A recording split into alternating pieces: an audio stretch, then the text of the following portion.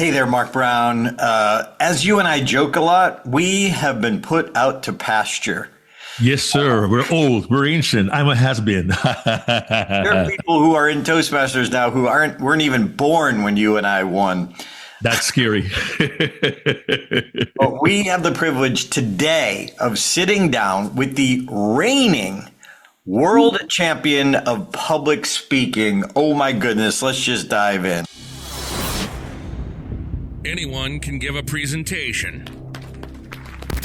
Few deliver unforgettable presentations.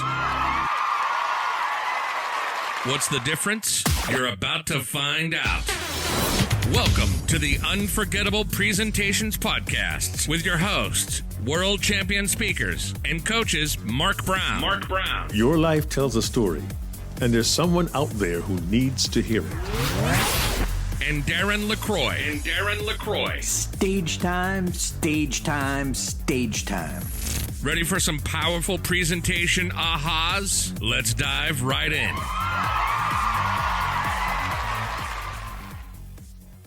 And Mark, there's only one way to bring her on. More applause.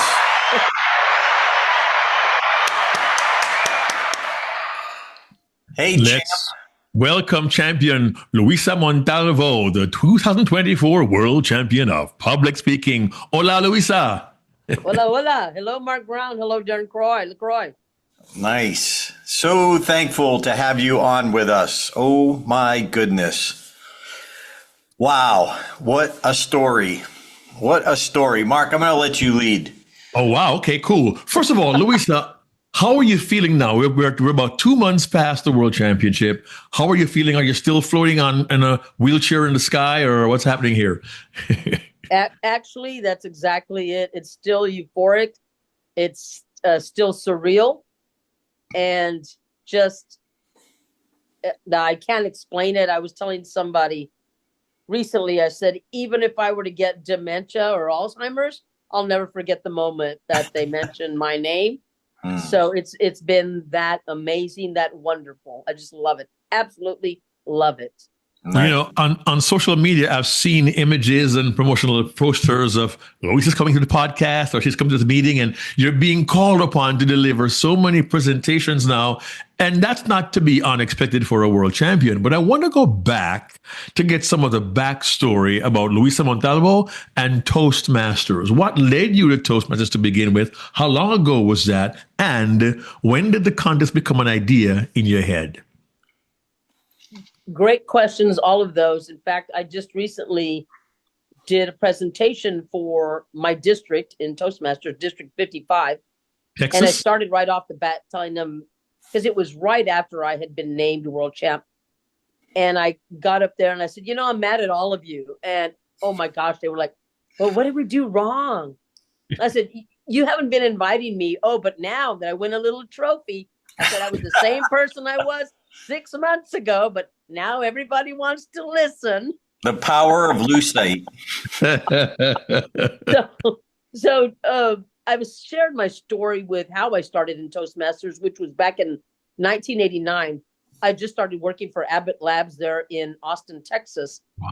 I was hired as a temporary, and 3 months later, they're asking me to go down to HR to sign paperwork so I can become a permanent employee. And I'm walking down the hallway to HR, which is always a scary thought. And I hear laughter coming from a room. And I'm thinking, okay, people at work, why are people laughing? Nobody should be happy at work. And I remember looking into the little window of the door where all the laughter was coming from. And there was a gentleman at the front of the room. And it looked like he was giving a speech.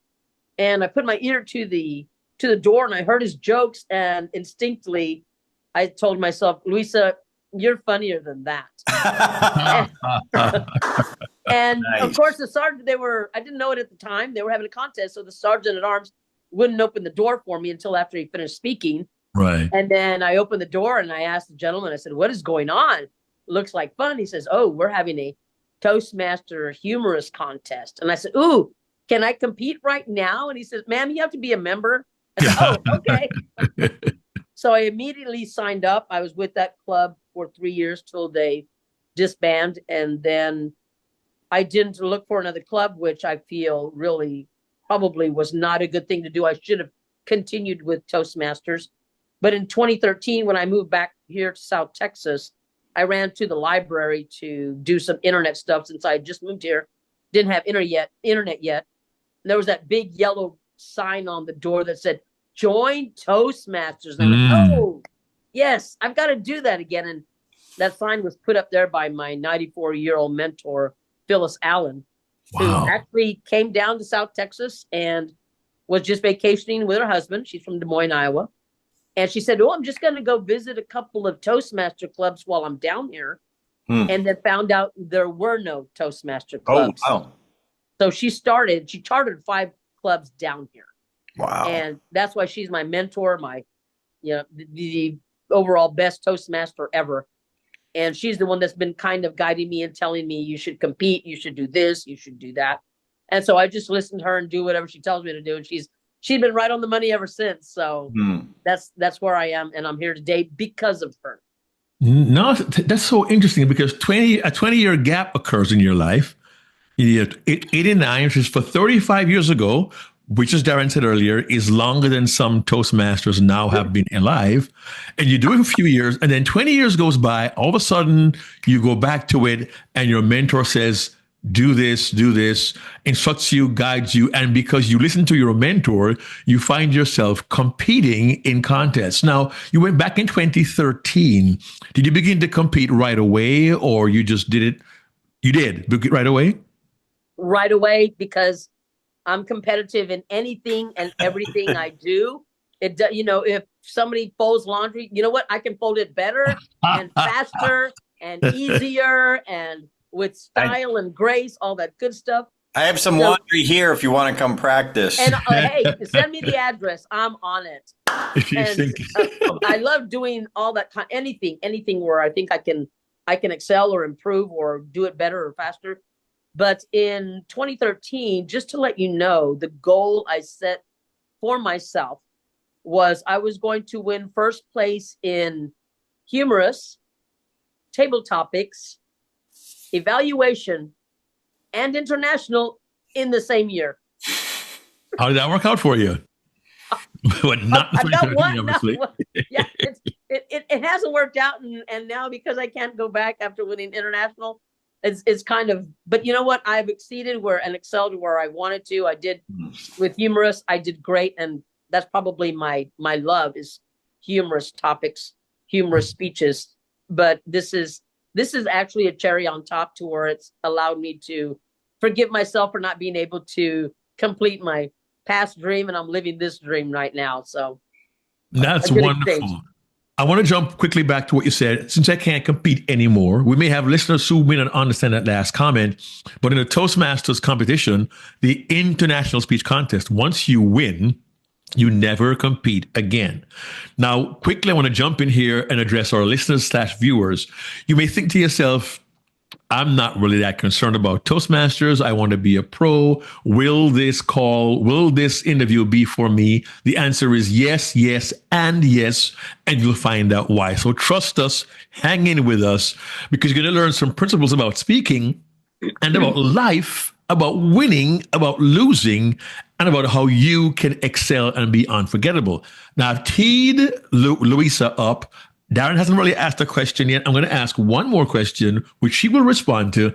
I'll take a breath and let Darren take over.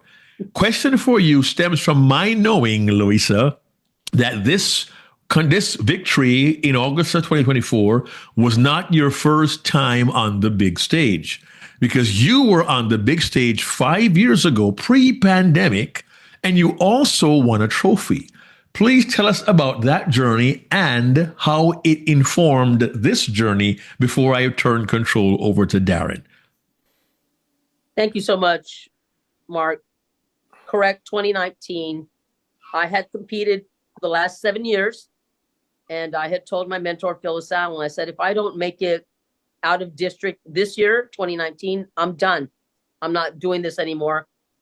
When people tell you no 7 times, okay, you know what, maybe I need to do something else, or I need to shift my perspective. So she told me, she said, the reason you're not winning, I know why you're not winning.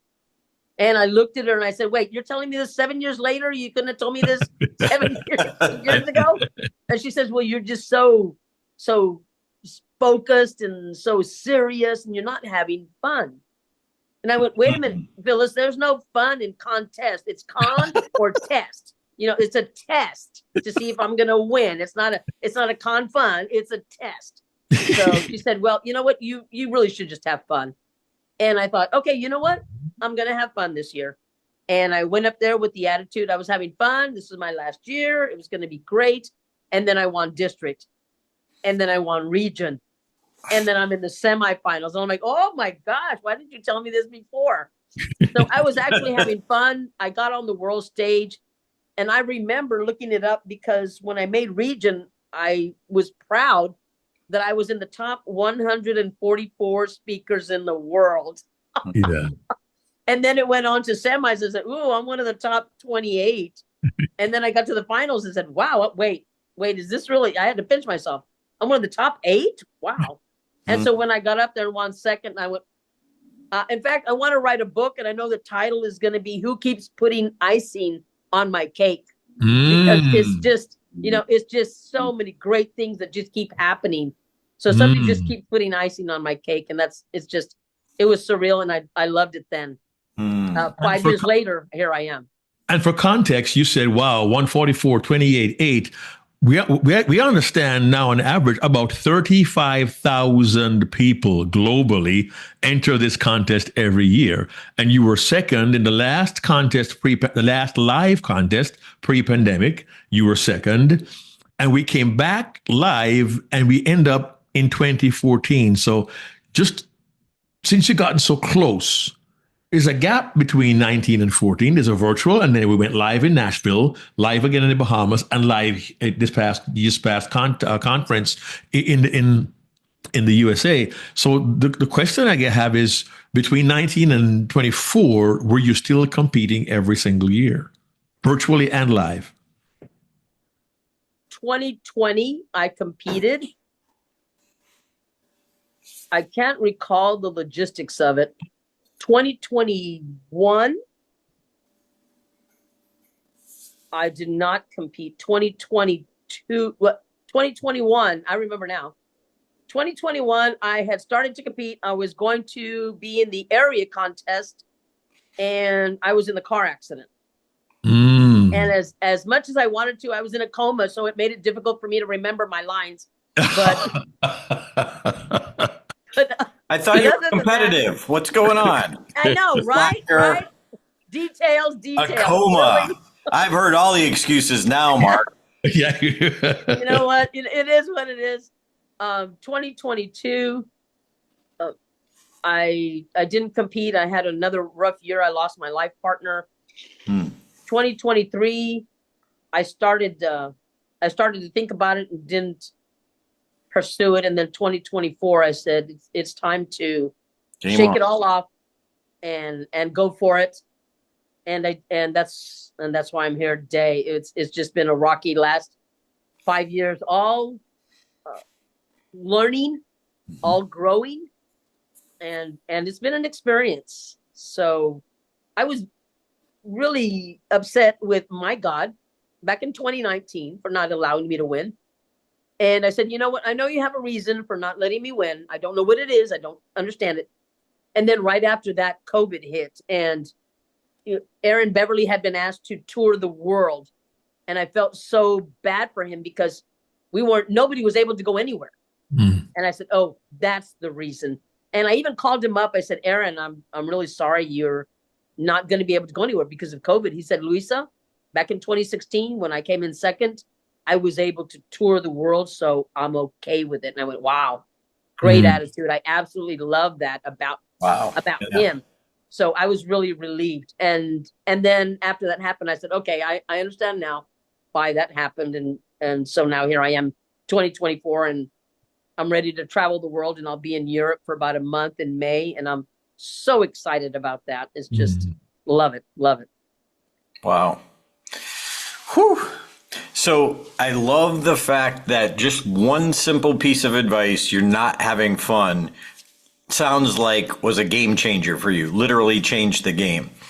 And I don't know if you know part of my story, but the night before the World Championship, one of my coaches, my other coach, I had Mark and another gentleman named Dave McElhaney, and he said, Darren, you're not having fun. And I was just like you, very intense. Like, I got to do everything. I got to go over my speech. And he said, Darren, you got to remember to have fun. So I wrote myself a note the 1 hour before the contest, Darren, wrote the 5 minute before the contest, Darren, remember to have fun. Literally a piece of paper. I put it in my pocket. And then 5 minutes before, Larry Lands is up on stage getting tons of laughs. And I'm like, oh, I'm supposed to remember something. I pull it out and I said, remember to have fun. And my whole body changed. Other than that, which is huge, obviously, what lessons did you learn from the year you came in second that maybe helped you in 2024? Or any lessons you learned along the way? In 2019, I've been told I'm the most happy-go-lucky person, and I am. You know, hey, this happened. Okay, no big deal. This happened. Okay, that's fine. And I think after I'd had these little 3 setbacks, along with my mom passing, it just put a different outlook on me that I didn't know I even had within me. So when you start to reflect on different things, I almost, out of respect, didn't think it would be appropriate for me to come back and have more humor like I did in 2019. I thought, you know what? I want to give the world something now that this is a fresh perspective on me right now. Let me see if I can do anything with this, because, you know, you're sitting there and I'm questioning my value. I'm like, I can't even walk. What I felt, what good was I here on earth if I can't walk? Because you talk about something slowing you down. It used to take me 5 seconds to get from my front porch to my car to leave, and here it was taking 20 minutes. And when, you know, I can be patient with anybody in the world except myself. And I think sometimes we're not patient with ourselves. And I kind of needed the end goal. Like, okay, so then it became, okay, in 6 months, you're going to be able to get from your front door to your car in 2 minutes instead of 20. And so I started making goals for myself and just going and going and going. And I remember before my mom passed, even though she probably was not cognizant of what I was telling her, I said, Mom, if I win this year, I'm walking to receive my trophy. I'm not going to be in a wheelchair or my crutches, because I've worked for this 13 years. And so I'm walking towards my trophy. And that's exactly what I did. So to me, setting goals made it so different this year, because back in 2019, I was like, hey, I'm here for the ride. If I make it, I make it. If I don't, I don't. Nice. And in 2024, I was like, out of my way, that trophy's mine. So it was a more focused ride this year than it was in 2019. And looking at your speech itself, the development of the winning speech, what are some of the adjustments you made, or tell us a little bit about the process of honing it? Because a lot of people, they have speech 1.0, but they don't necessarily know how to go to 2.0, 3.0, 4.0, etc. So what advice would you give, or what was your process? I had started writing the speech probably about 4 months ago, after I was able to reflect on everything.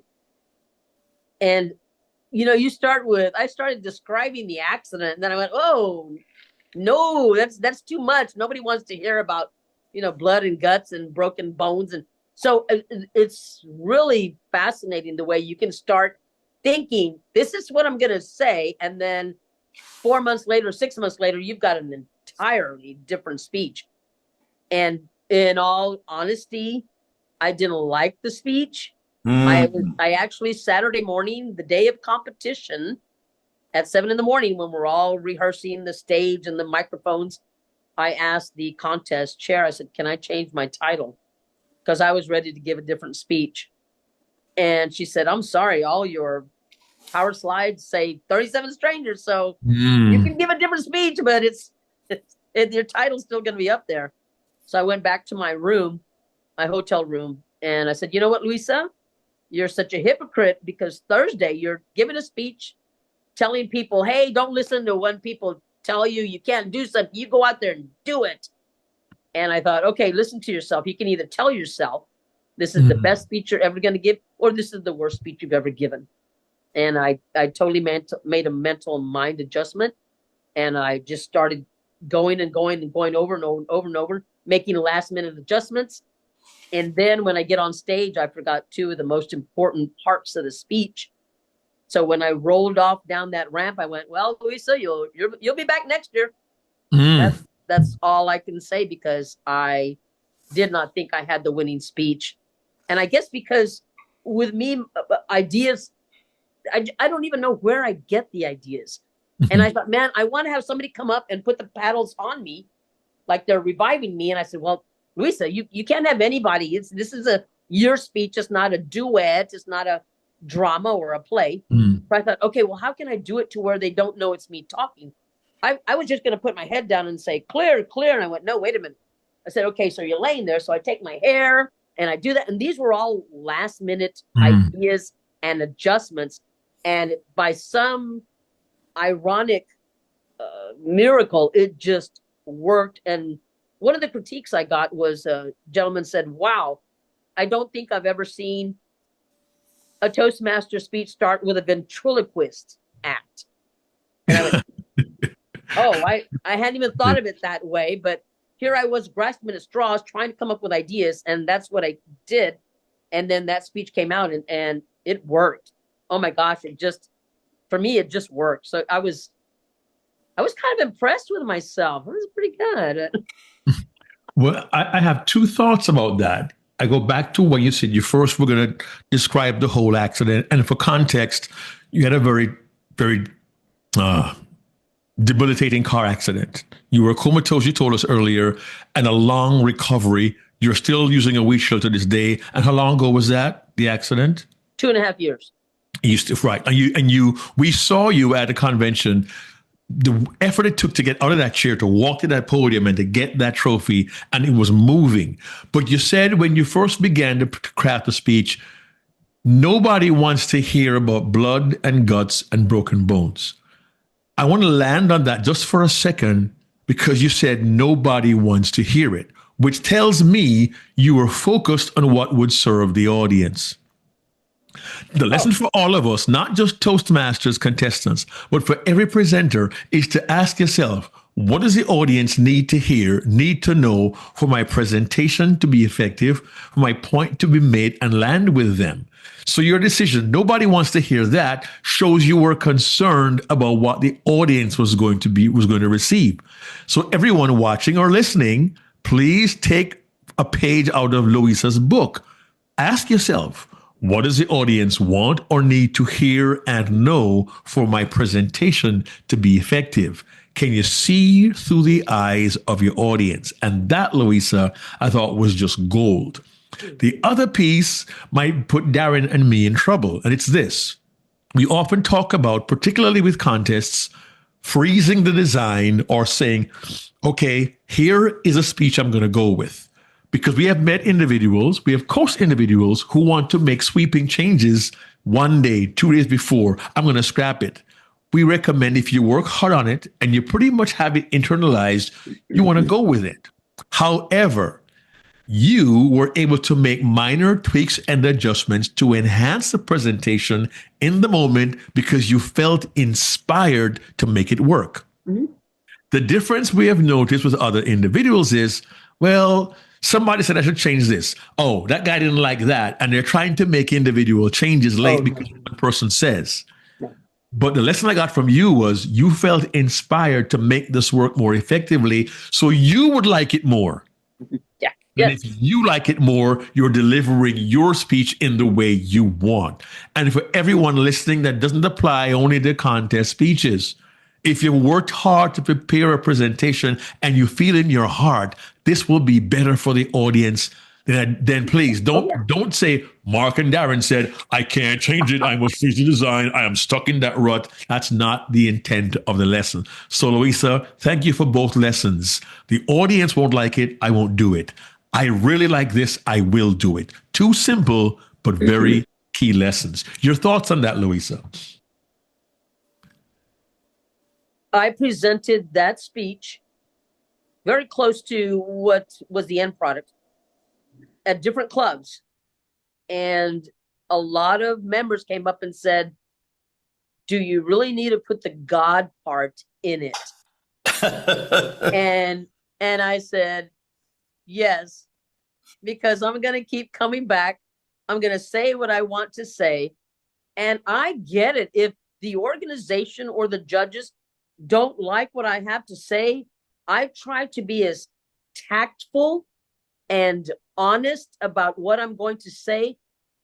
And by saying what I said, I really didn't want to offend anyone. And that was my whole thing. But I didn't want anybody to come and say, oh, you didn't have to say that part. I said it. And here's the authenticity part of it, I think. I said what I wanted to say. I said it the way I wanted to say it. And if I did offend somebody, I already told them I was going to offend them. So it was a win-win in my opinion. Everything else was, but I had to put that humor, and I had to say that just to let people know, look, I'm just up here giving a speech. You know, I've had the worst 3 years of my life, but Phyllis says, have fun. Guess what? I'm here to have fun. And if St. Peter has an iPad and, you know, and God's hitting the reset button, then that's what it is. It is what it is. So yes, that was my take on it. Stay authentic. I appreciate that, because I would invite everyone who watching or listening to go online and find on YouTube the video of Luisa's speech. We're not going to parse the whole speech for you here in this program, but if you look at the video, you'll understand she does make references to God and offending not one person, but everyone. And I must tell you a quick personal anecdote. Someone from a foreign country whom I know pretty well contacted me, and they seemed to be offended because of the God reference. And I kind of chuckled and said, listen, I sent him back a note on WhatsApp. If you listen carefully, she said, my God. She wasn't trying to offend your God or anybody else's God. For her, it was her personal experience. It was where she was at the time. It was what got her through a devastating, horrendous experience. And that's her perspective.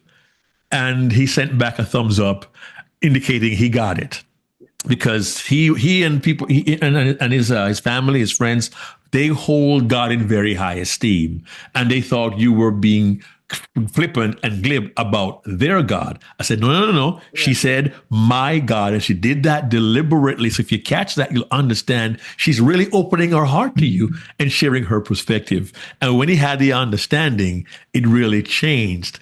But that seemed to be a risky decision, and you still chose to go with it. So I commend you. Darren, your thoughts? Any thoughts on that decision? Did you get any warnings from people or?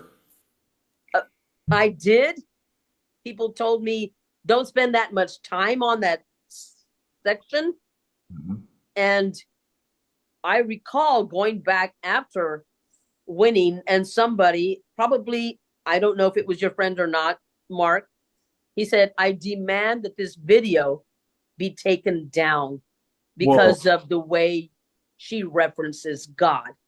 Now, here's the funny thing. Wow. Good. And not so much funny. Here's the way I see it. You know, when you're in Hollywood, they say even bad publicity is good publicity because people are talking about it. Mm-hmm. So with my speech and mentioning God, maybe they're sitting at dinner and they said, hey, did you hear that speech? She's talking about God. And this is, so what have I started here? People are now sitting at the table. And if you go back, I mentioned God in my speech 8 times.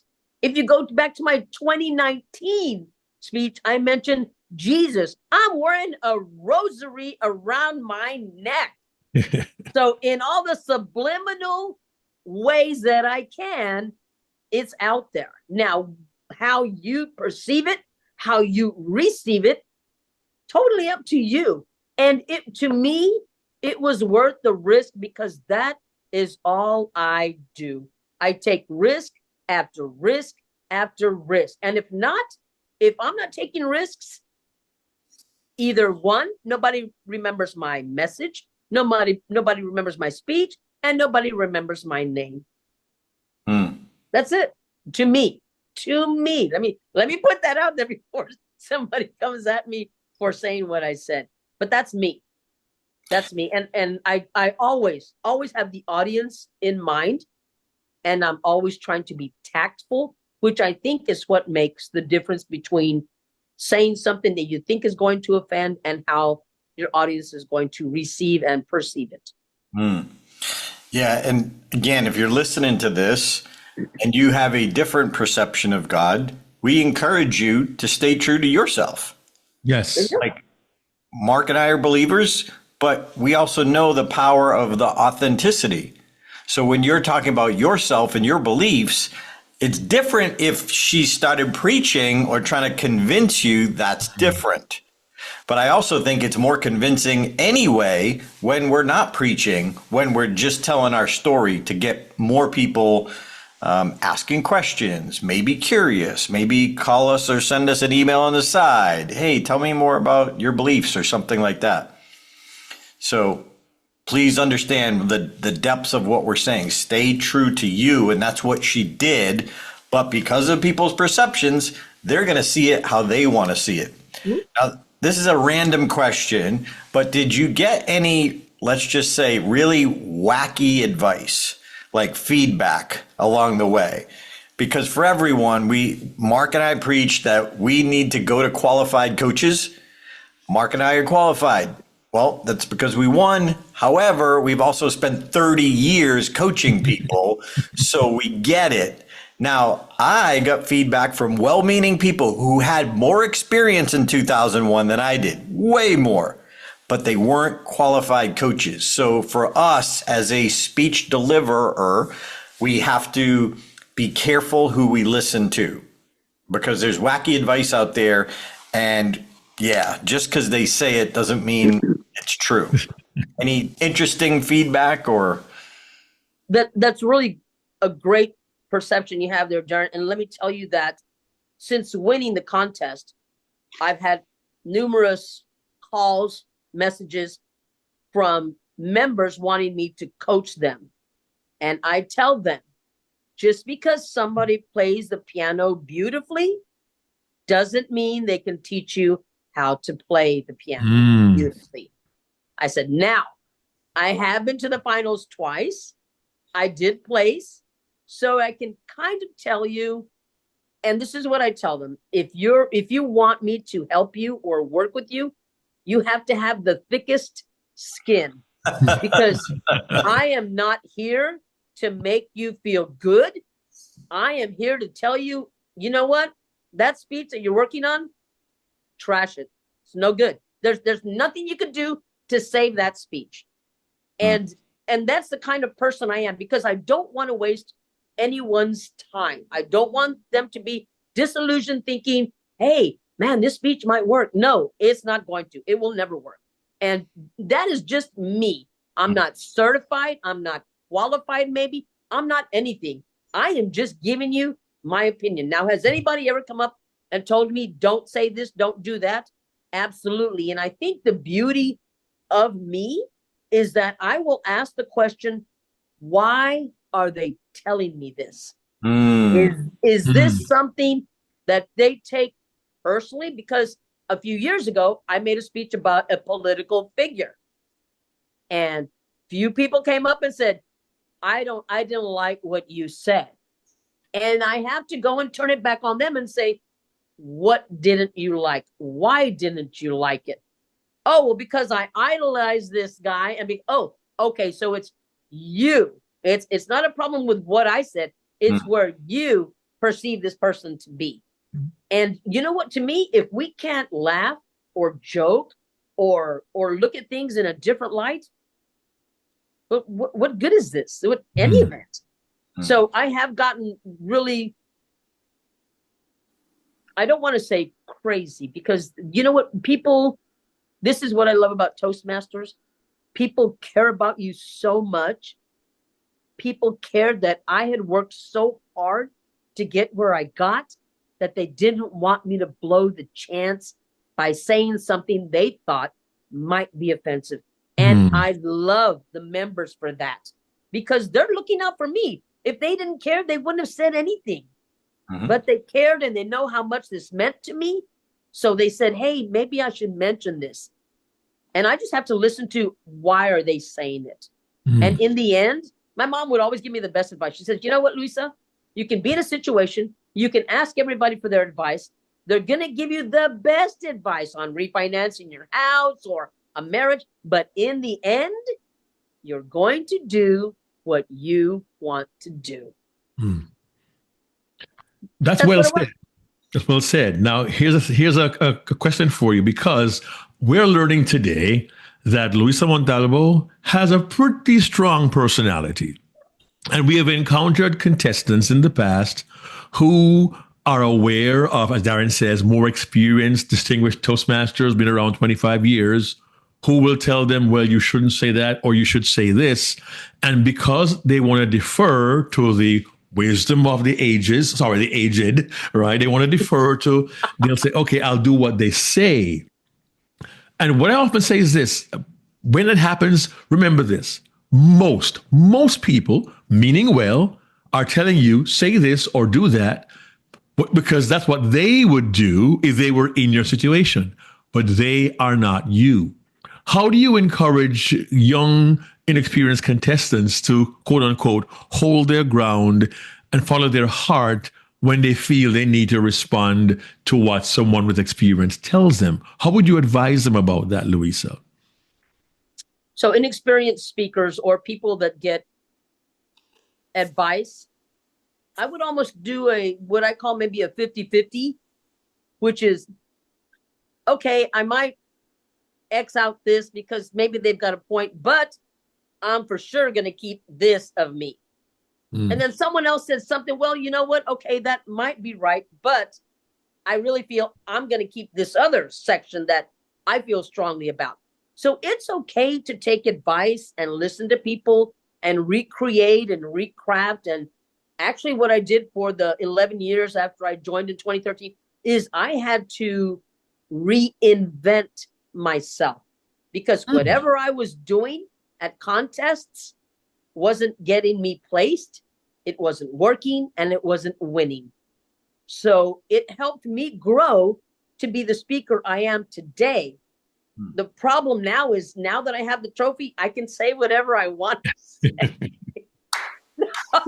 I'm kidding. No, I'm not. But anyway, so the thing is, listen to the advice. Try to be open-minded when somebody gives you advice, because there's a reason why they're saying what they're saying. And even though, like I said, people told me, can you leave the God part out? I went, no, because it's my view, my experience, my perception. And if it's going to hurt anybody, it should only hurt me. And that's, and you know what? Here's the thing. I believe when I say stuff, I am giving my audience credit to know that they're intelligent enough to receive it the way I want them to receive it. I've gotten critiques from people that say, well, you know, your audience. I said, you know what? Really? Do I need to draw that much of a picture? Do you feel my audience is not intelligent enough to grasp that? I think they are. So I give my audience a lot of credit when it comes to the level of intelligence when I speak to them, because I'm thinking everybody's going to get it, and they're going to get it. Yeah, we try to help people, and again, whether it's a contest speech or a keynote speech, we try to encourage people. You are the CEO of your presentation. You're the CEO of your speech. And when you give feedback, you have to put it in one or two buckets. Bucket number one is, here's what I thought and felt. When you said this, here's what I thought and felt. Everyone is qualified to tell you thought and felt. Here's how to make it better. That's the other bucket. That's coaching. That is where you have to be careful. So you have to discern between the two, because if enough people are saying, I thought this or I felt this when you were telling the story about, let's say the clear, the paddles. Defibrillator. Defibrillator pads. When you were talking about that, I thought this. Well, if a lot of people thought this, then it's our job to say, okay, is that what I want them to think? Or do I have to change it or clarify it or maybe pull back? Because our whole goal is to affect their thoughts, but we have to understand that what we think and what they're thinking about what we said can be completely different. So it's our job to kind of figure that out. So we need the thought and felt from everyone, even if they've never ever coached before or never ever presented. They are a valid thought and felt. And we have to gather enough intel to look for what's commonality. Well, if everyone was confused or 70% of them were confused, well, guess what? It's confusing. I need to clarify it. Exactly. Whew. So quite the experience. How'd you feel when you were up there and they called your name? I was actually FaceTiming my best friend and my cousin because they were watching everything back there in South Texas. Live stream. Yes, and I had already rated the speakers, and then I realized there were 3 disqualifications, which I don't think that's ever happened. I could be wrong, but I don't think I've ever heard of 3 disqualifications. And so I had everybody ranked, and I didn't have myself ranked because I knew the mistakes I made. The one thing my mom taught me is never let them know you made a mistake, because 99% of the time, I recall I was in ballet class. I was 10 years old, and I was there with everybody else, and we're all supposed to do a Sinead turn in a line. And I thought I was supposed to go to the left, and everybody Sinead turned to the right. And my mom is sitting there in the audience, and our neighbor told my mom, "Oh, look, your daughter has a solo." So it looked like I had a solo because I went the wrong way and everybody else went the right way. But then, do you know what I did when I realized I made a mistake?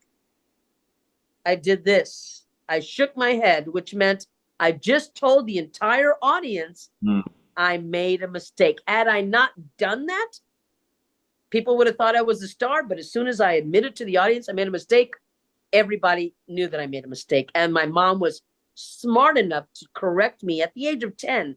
Says, never let them know you've made a mistake. So at the end of my speech, I know I've really messed it up. And I'm like, clear? Are we clear? Clear. And I'm smiling. And I say, thank you, contest chair. And I rolled away and I said, I'm coming back next year because I'm not winning it. And so I'm on the phone with my friends FaceTiming. And I told them both, I said, I'll be back next year. And for all the times that I thought I should have won first and I didn't, I always disagreed with the judges. I thought, man, those judges, I knew I won. Why didn't I win? But when they mentioned my name, again, I disagreed. Are you sure? Wait, can we count the votes? Because I wanted to come back later. And I was in total shock. Grateful, but in shock. So grateful. That's interesting. And the fact that you were thinking to yourself, well, I'm talking to my friends now. It's not going to happen. And Luisa, who? What? Wait. You said earlier, Luisa, you omitted 2 key parts of your presentation. You won the contest in August. We're recording this towards the end of October, 2 months later. And neither Darren nor I had any idea you omitted anything. And only now did you admit to omit, right? And as I said earlier, nobody needs to know.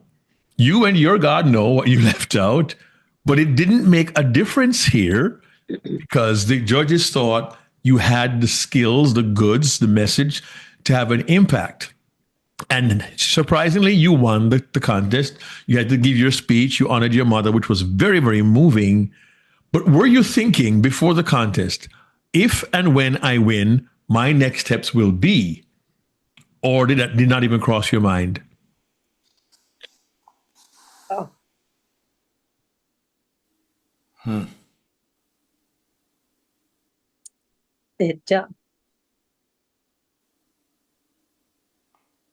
We prepare or I did, years to get where I got to in August.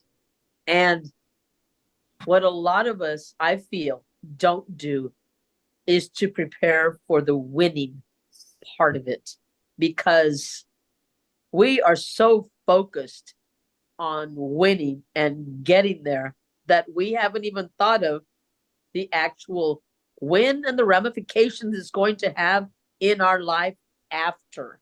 So I remember the contest was over, or the convention was over on Sunday. Monday, I fly back. Tuesday, I have to go to Office Depot because I've got to buy a planner, because all these people are talking about dates and appearances and conferences and podcasts and everything.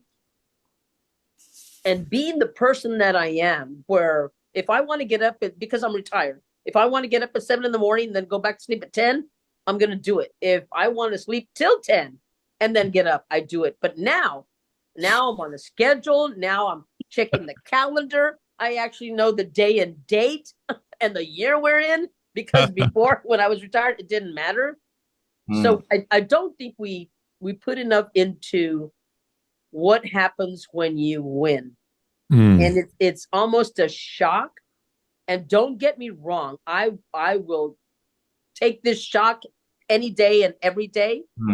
But it's something that we don't prepare for, or I didn't prepare for.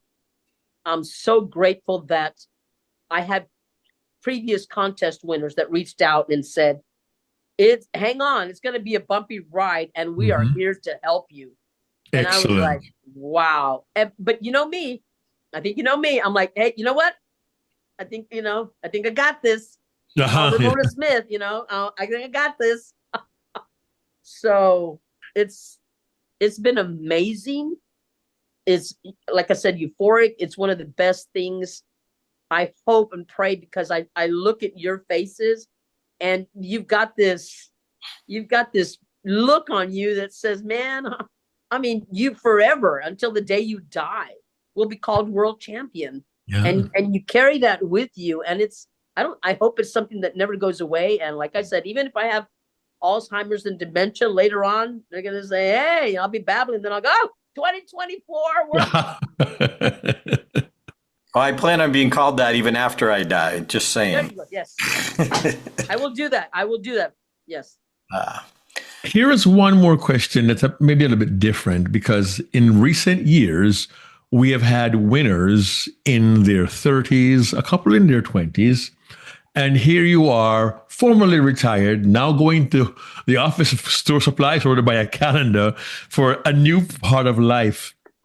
Here we are, and I can understand. We're both in our 60s right now, and when people may think, "Well, you're slowing down, retiring now," you have a new lease on life. In terms of your own personal, spiritual, emotional, and physical energy, what has this win done for Luisa Montalvo? Great question. What has it done for me? I already had an agenda. I had already set goals for my free spay neuter clinic for dogs. I had given myself as much time as I needed to recuperate and be able to start walking again. However, Luisa opens her mouth on the stage and says, oh, by next year, I'll be back and I'll be walking. And I'm like, I got off the stage and I went, what have you done? So this win has made me accountable for something that I was probably putting off. I had almost admitted defeat. And so it's inspired me now. And I'm thinking, hey, okay, Luisa, you're going to be in Europe in May. You want to be in a wheelchair? You want to be walking? I said, no, I want to be walking. So now I'm thinking of that. And I said, oh, and then by Philadelphia, I don't want anybody coming up and say, well, I remember you said, oh my gosh, okay, fine. Get rid of the crutches, get rid of the wheelchair, I'm walking. So you would never think an organization or the members would have you be accountable. Or I'm concerned for what the audience has heard and what they're going to see. So the end result is I have to be true to the audience, and I have to make this come to fruition. And so I will be walking in next August in Philadelphia. So that's kind of what this has done for me, and it's made me be accountable. And as much as I don't like doing that. Well, one last question along those lines, and once again, I'll return control to Darren, and it's this. A young or would-be Toastmasters world champion approaches you with their dream, with their goal, but then they ask a different question. Luisa, 2 months in, how do you see the responsibilities of being a world champion to the organization and beyond? How would you respond to that question? How do I see the responsibilities? Just today at one of my Toastmaster meetings, I reminded our members that 100 years and 2 days ago, one person, if you think one person can't have effect on the world, one person had the idea of helping others become better speakers, that this is the organization that needs to be commended, because in 100 years, back 100 years ago, women were not allowed into the organization. This year, not only was the International Club president a woman, but the people on stage, first, second, and third, were women. 2 years and running. Not only was first place a woman, she was an elderly, a senior, disabled, minority, female. Wow. What? That shows you the ability of how an organization is able to grow and accept and adapt to change. And that's when you know you've hit something really, really good. So if somebody young comes up to me, the first thing I'm going to throw at them is, I'm 65. Okay? At 65, people are, I don't know, sitting on the front porch crocheting? I have no idea. One, I don't know how to crochet. They're also gossiping about the neighbors. I can do that. I don't like it, but I can. But your personal goals are limitless, because the last thing you can have an excuse for is my age. I can't walk. I'm physically whatever. I'm a woman. Nope. Can't use those. You can't use those excuses anymore. So whenever someone even young or even older comes up to me, one, age is just a number. Whatever you think you can do, go do it. And the problem that we have, Mark, is that we limit ourselves. My goal was to win district. That's all my goal was. I didn't have I'm going to go to the world stage. We don't dream big enough. That's what it is. And for context, for those who are not Toastmasters, district is level 4 of a 7-level competition that takes place over 6 months or more. So she wanted to get to level 4 and win that. She went all the way to level 7. And just one quick follow-up question. Personal goals for you as a world champion and your impact on the Toastmasters world going forward. What are your plans? What do you hope to achieve for Toastmasters in your role as world champion? Someone advised me not to waste time with a Toastmasters meeting, that I should maybe just do conferences or contests. But I'm retired, and if I have time and there's 4 people showing up to one of your meetings, if I can influence or help any one of those, I'm there. And one of the crazy things was, they said, hey, can you come to our meeting? We're celebrating, I don't know, our 100th session or something. I said, sure. And I wrote everything down. And then I don't know where it wound up being, but it was my 2 a.m. And I said, I forgot to ask what time the zone they're in. Yep. But you know what? We learn. Yeah, we you know learned. what? I am retired. And did it hurt me? No. Sometimes I'm up till 3 or 4. No big deal. And if I go back and I read the chat, on the Zoom. Mhm. And if one person, and I know they say, if you can change one person, no, I want to change everyone's life. I don't think one person is enough. So one person will say, you really inspired me, or I was almost going to quit Toastmasters, or I was struggling with this, but now, I can do this. That's what I want to do as a world champion. I'm not out here to make a lot of money, although that wouldn't be bad. If I could spend that on my spay neuter program, I'll do that. Mhm. But if I can influence and show people that they are actually more than what they think they are, I'm set. Nice. So, Luisa, how would people reach out to you? What platforms are you on? How can people find you if they want to invite you or connect with you or interview you?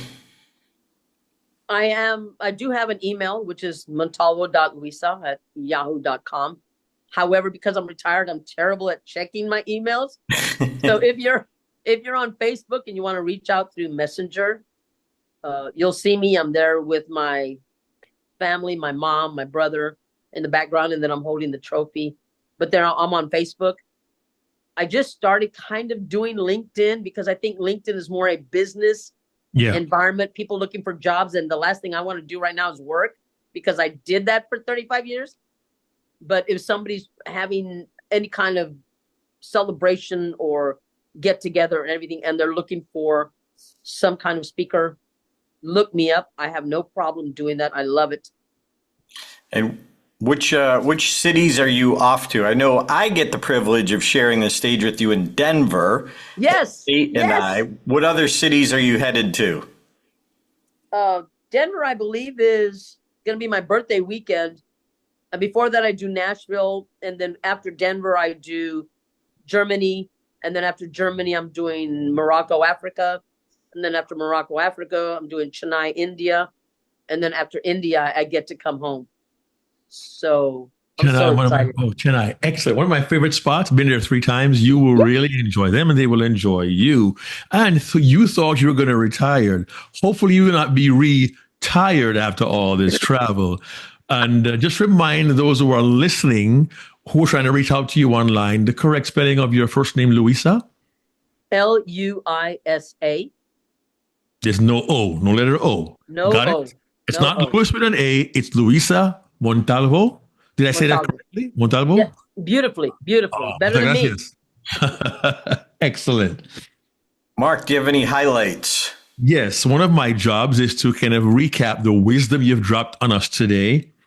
And I love the first one was upfront. Listen to your mentors. They have your best interest at heart. Learn to have fun in contests. And I would dare say you also mean when you present, have fun. Darren teaches people to do that, have fun.